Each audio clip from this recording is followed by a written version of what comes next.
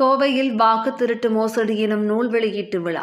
ராகுல் காந்தி நடத்தி வரும் வாக்கு திருட்டு மோசடி தொடர்பான போராட்டங்களின் தொகுப்பாக படைக்கப்பட்ட வாக்கு திருட்டு மோசடி நூலை பல்சமய நல்லுறவு இயக்கத்தின் தலைவர் முகமது ரஃபி வெளியிட்டார். கடந்த 2024 மக்களவைத் தேர்தல் முதல் பல்வேறு மாநில தேர்தல்களில் பாஜகவுடன் தேர்தல் ஆணையம் கூட்டு வைத்து மிகப்பெரிய அளவில் வாக்காளர் மோசடி நடந்துள்ளதாக மக்களவை எதிர்க்கட்சித் தலைவர் ராகுல் காந்தி குற்றம் சாட்டினார்.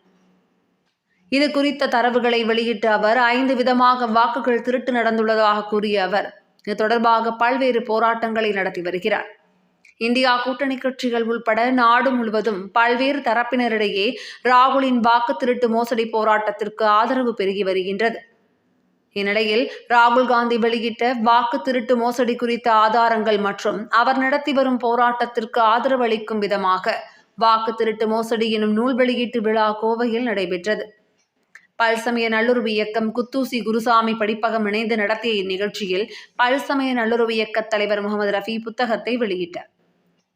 இதில் தமிழ்நாடு காங்கிரஸ் சிறுபான்மை பிரிவு மாநில தலைவர் முகமது ஆரிஃப், பல்சமய நல்லுறவு இயக்க நிர்வாகிகள், மூத்த வழக்கறிஞர் ராதாகிருஷ்ணன், கோட்டை செல்லப்பா, அபு தாகிர், காந்தி, வழக்கறிஞர் இஸ்மாயில் உள்ளிட்டோர் பங்கு பெற்றனர்.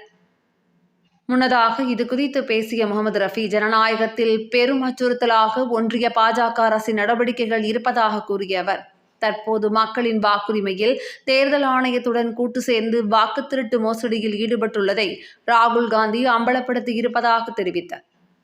முன்னதாக நிகழ்ச்சியில் கலந்து கொண்டோர் வாக்கு திருட்டு மோசடிக்கு துணை போன தேர்தல் ஆணைய அதிகாரி மற்றும் பிரதமர் மோடி பதவி விலக வேண்டும் என கோஷங்கள் எழுப்பினர்.